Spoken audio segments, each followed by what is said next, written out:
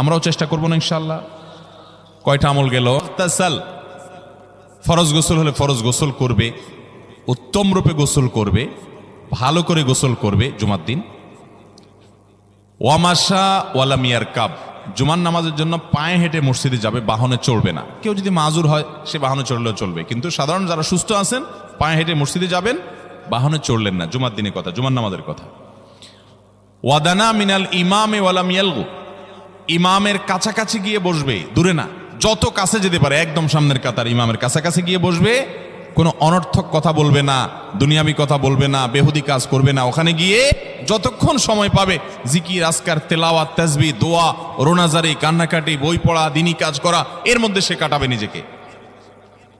এই কয়েকটা কাজ যদি করে তাহলে কাজ কয়টা হলো? আগে আগে ঘুম থেকে উঠা, ওই যে ফজর নামাজ জামাতের সাথে পড়া ইত্যাদি, গোসল করা উত্তম রূপে, আর পায়ে হেঁটে মসজিদে যাওয়া, বাহনে না চড়া।